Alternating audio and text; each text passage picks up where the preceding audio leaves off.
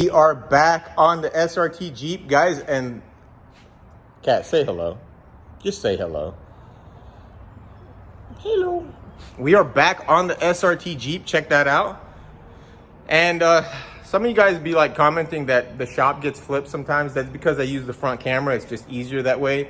It helps me not like stare into the abyss. You know, I can actually see that I'm talking to you guys. So it is what it is. It's not a big deal, I don't think. But Kat, he doesn't seem to care either. All right, Kat, we got to get to work. Yeah, did you hear that? You hear that? That's all you, buddy. Go get it. Go get it. Go get it. Anything to do with paper, that's Kat's forte. Yep. We've got the SRT back on the frame machine. And as you guys know, in some of the previous videos, we've done a lot of work to this truck. We replaced this entire frame rail. We are not 100% done with it yet because, like I said before, I need to remove that dashboard and I need to weld up these areas right here. But everything is lined up, everything is in its spot. It fits together with the subframe very nicely. Everything is nice and straight. There is one little minor issue, and that is this frame rail right here. As you guys can see right here, we have a little minor buckle and we have a buckle under there. And it's not like a belt buckle. This is like a bad buckle. You know, this is a buckle you don't want. So what we're going to do is we are going to grab it right here and we're going to pull it back, because what happened was when this area got hit, it got punched right there into this frame rail and it pushed that frame rail back and it sucked this one in. So it's really just pushed over to the left. It's not really pushed in. So I think it's going to be simple. I need to remove that wheel, remove that fender liner, put a little bit of heat to it right there, pull it back, line up that hole right there. Once we line that hole up and get a bolt in it, we will be good to go. Yeah, what you do,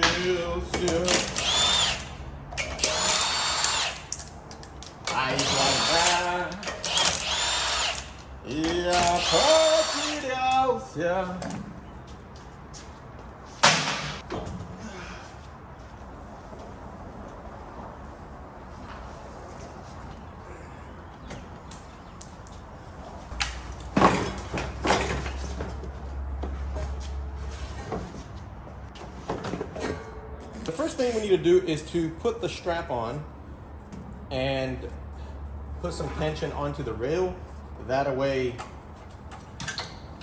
once we start heating, we will already be ready for the pull. And don't mind my strap, it's been through a lot. It's been through a lot, man. I promise you that. I'm going to try to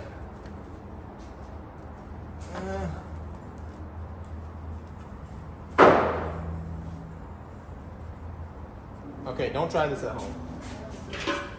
As a matter of fact, don't try anything I do at home.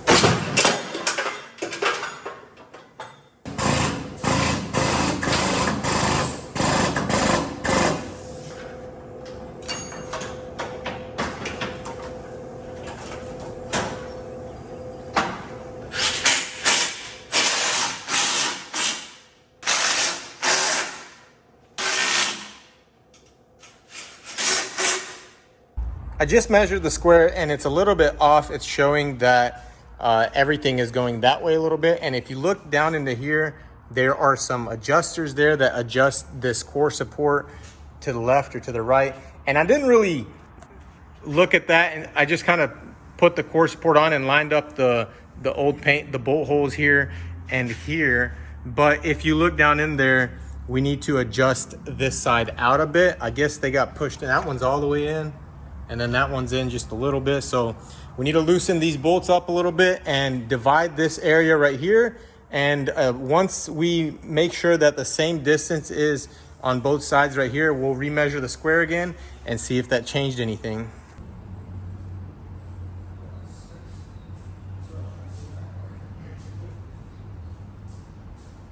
I just pulled the Jeep off of the frame machine and everything is looking very good. All the gaps look really good. The headlights fit up perfectly.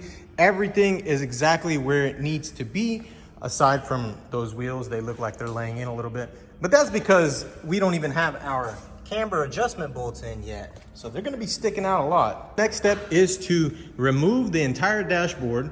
As you can see, the passenger side airbag deployed. I don't know why, because there was no passenger in that seat, but I guess it's just some sort of glitch in the system. But we need to remove this entire dashboard because it is part of the airbag system. And you guys know I didn't weld this entire area right here where the door pillar is. I was afraid that it would catch on fire and I wouldn't be able to put it out inside there. So tomorrow I am going to remove the dashboard. And once we get the dashboard out, we will finish welding everything that's behind that fender right there. After we are done with welding everything, we can go ahead and surface all these welds. As you can see, they're kind of rusty. We'll get some paint on that. We'll fix that frame rail right there. We'll get the entire engine bay painted and get the engine back in it. Once we get the engine back in it, then it's the home stretch. But man, guys, this thing is looking really good. I love how everything lined up. If you look right here,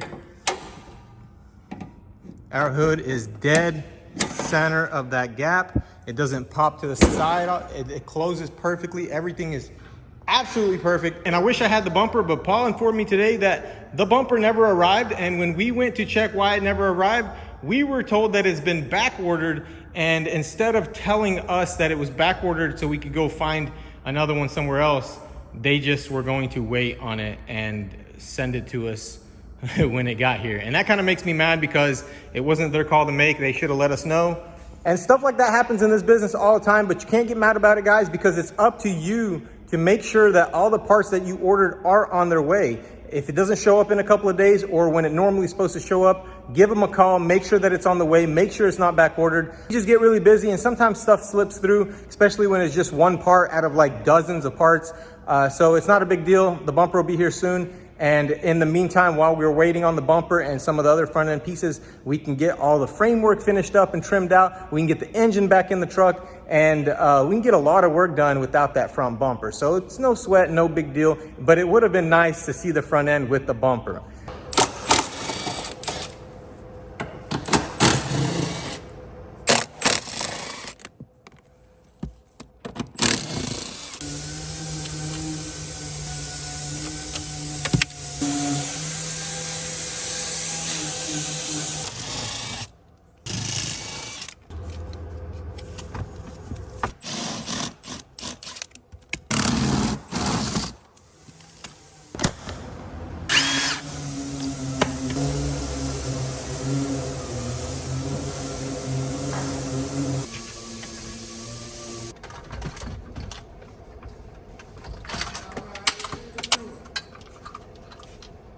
Why you gotta take all this out for, buddy?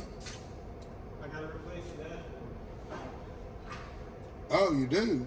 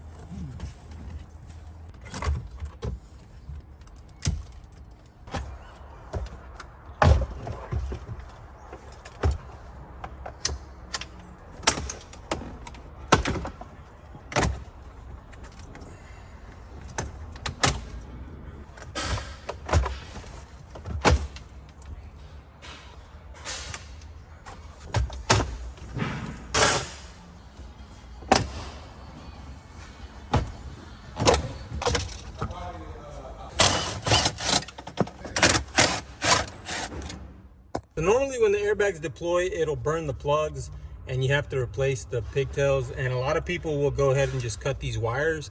But I like to just break these off and take these off with the connectors, because then you can just get the new squibs and take them apart and put these connectors back in and not have to solder anything. So that's a good tip for you. If you're ever in this situation right here, just do that. Just force it out. Don't cut the wire, because 9 times out of 10 you can just use the same connectors. It's really just the plastic that gets damaged. So just like that, she's ready to come out.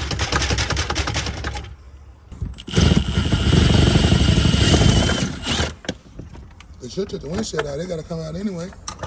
Yeah. There it is. Yeah, they dug those holes out in the wrong spot. But I'm unstoppable. I'm a Porsche with no brakes.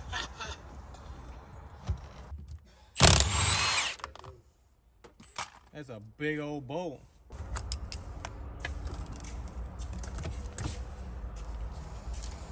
Supposed to just come up. Yep. Man, somebody really been in here with electrical tape.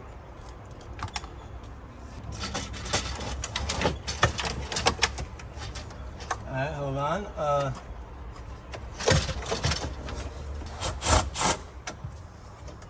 What? Yuri's busy. Yeah. Oh, okay, hold on. Hey, Ken, how are you?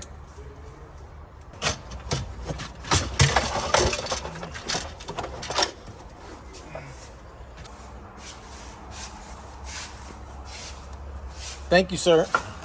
I ended up removing the dash bones and the heater core and AC evaporator core because if you look right here, this fireproofing or sound deadening, definitely not fireproofing. I don't know why I said fireproofing. It's definitely not fireproofing. That's literally why I am removing it. If this right here touches a spark or anything red hot, it's over. And when all this catches on fire, it's kind of hard to put it out. Ask me how I know. Ask me how I open a door and there's flames already up to here, orange flames. I ate an entire dashboard one time and a lot of other stuff that went with it. So you have to be very careful with welding. And that's literally why nobody would take this job, because they knew that all this would have to be done. Anytime an insurance job or a professional shop is thinking about what needs to be done on a repair, they're putting all of this into account. I mean, heck, a lot of these shops, they're even stripping out the entire interior.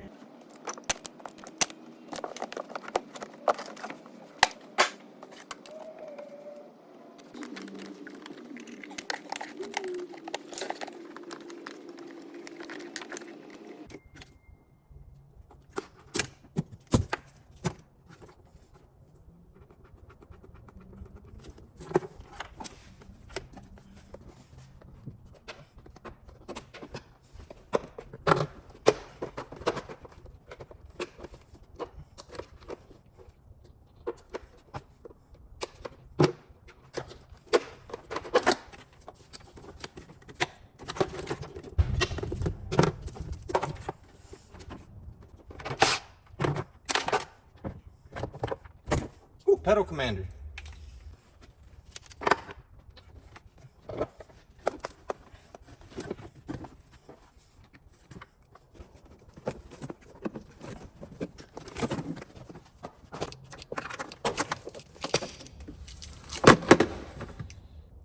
Ah! Don't you bleed. Don't you bleed. Ah, you bleeding. Okay. These white ones, man, the white ones are always causing problems.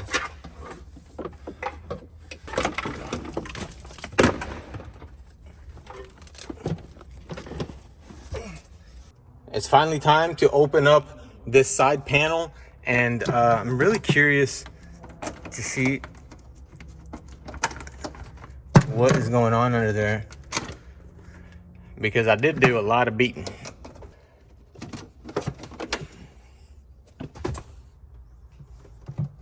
Huh.